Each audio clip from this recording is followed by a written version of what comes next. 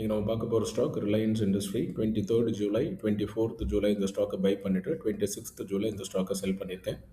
இது ஒரு profitable trade. இந்த ட்ரேடை நான் பிக் பண்ணதுக்கு reason swing high break out. அதாவது ப்ரைஸ் இவ்வளோ தூரம் ஸ்விங் ஹை வச்சுட்டு கீழே வருது, திருப்பி இந்த ஸ்விங் ஹை வரைக்கும் வருது, மேலே பிரேக் அவுட் பண்ண முடியல, மறுபடியும் ஒரு லோ பார்க்குது, திருப்பி கரெக்டாக இந்த ஸ்விங் ஹை கிட்டேயே ஒரு ஸ்விங் ஹை வச்சுட்டு மறுபடியும் மார்க்கெட் லோவுக்கு வந்துருச்சு. எப்போ இந்த ஸ்விங் ஹையை பிரேக் அவுட் பண்ணி மேலே போகுதோ அப்போ இது ஒரு சப்போர்ட் ஜோனாக மாறிடும்.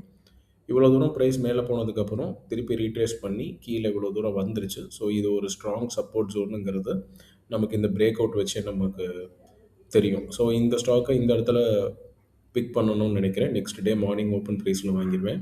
நான் போட்டிருக்கிற ஃபர்ஸ்ட்டு 2 ப்ளூ லைன் என்னோட பை டேட், நான் போட்டிருக்கிற லாஸ்ட் ப்ளூ லைன் என்னோட செல் டேட்.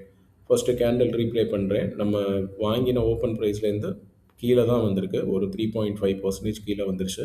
ஆனால் இது ஒரு ஹேமர் பேட்டர்னாக ஃபார்ம் ஆகிருக்கு.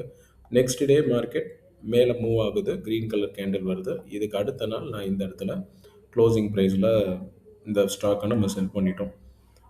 2 தடவை நான் ஆவரேஜ் பண்ணினனால இந்த ஸ்டாக் வந்து ப்ராஃபிட்டபுளாக இருந்தது. இல்லைன்னா அந்த 3.5% ட்ராப் வந்து நமக்கு ப்ராஃபிட்டபுளாக இருந்திருக்காது. நாளைக்கு வேறு ஒரு ஸ்டாக்கில் உங்களை பார்க்குறேன். இந்த பர்டிகுலர் ட்ரேடில் உங்களுக்கு டவுட் இருந்ததுன்னா கமெண்ட் செக்ஷனில் போஸ்ட் பண்ணுங்கள், நான் அட்ரஸ் பண்ணுறேன். தேங்க்யூ.